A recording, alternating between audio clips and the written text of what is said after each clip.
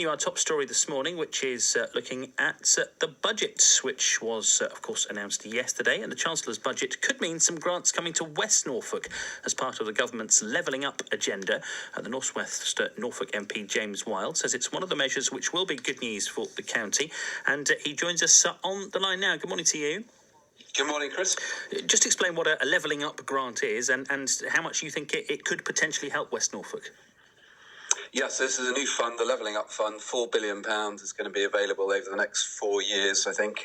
And Kings Lynn and West Norfolk is one of the priority areas for this. We're going to be getting £125,000 to help develop bids for the funds, and it's for schemes up to £20 million, covering transport projects, regeneration projects, cultural projects. So there's good scope there. I also wanted to just correct something on one of your bulletins. It said that Kings Lynn's Towns Fund bid had not been successful. That's not correct. We've submitted our bid, but we put it in later than Yarmouth. So we're talking to the government department at the moment. So that bid is still very much live. So we're still in the running for up to £25 million through that. Yeah, well, we've heard Great Yarmouth getting £20 million, which we'll talk about in more detail later on. How do you think Norfolk in general has fared out of the budget? Well, I think the Chancellor has continued to provide support for families and businesses and jobs in Norfolk. The continuation of the furlough scheme, the self-employment scheme, which is being expanded so more people can qualify.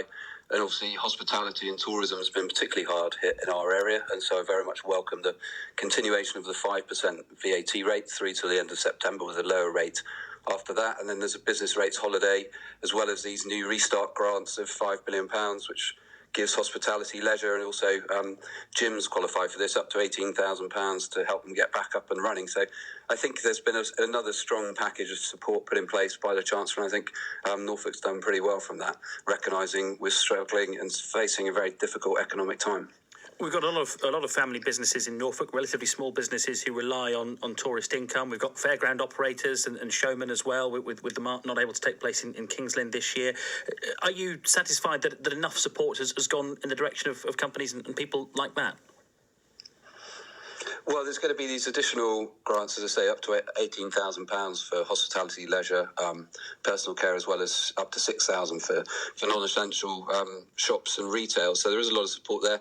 Also, importantly, local authorities are going to get some more discretionary funding, which helps the people who don't qualify for some of the support that's been in place.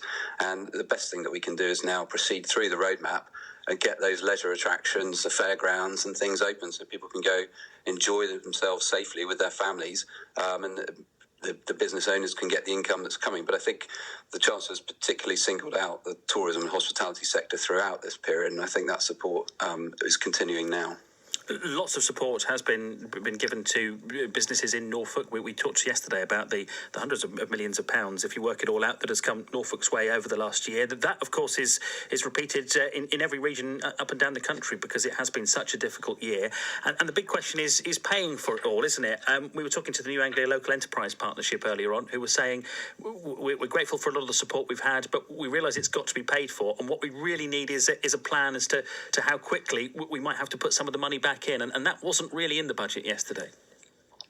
Well, I think that the Chancellor was honest about that challenge. We've put a huge, unprecedented £400 billion package of support into the economy this year and next, and that has to be paid for. We need to fix the finances. And he talked about the difficult decisions to increase corporation tax, which will see about 10% of firms, the biggest firms, paying more on their profits. We'll still have the lowest rates in the G7, lower than America, France, Japan, Germany. That's not a decision that he wanted to take. It's not a decision that I, as a Conservative, want to see taxes go up. But we've got the situation where we do need to bring the finances under control in the longer term. So this isn't going to kick in for a couple of years, by which time the forecasts are that the economy will be back up to a decent level where we can absorb that. So I think some people were saying that he was going to impose tax rises immediately and choke off the recovery. He hasn't done that. He's put in extra stimulus into the economy, and then the tax rises will come in a couple of years, as I say. How will that affect big companies in Norfolk? In West Norfolk, you've got places like Bestback and Palm Paper. Do you think over the next couple of years they may be less inclined to expand because they know they've got these high rates of corporation tax coming? Well, there's a balance, because he's also announced one of the most generous business tax cuts in history in terms of super deductions, which is about investing in capital, investing in equipment.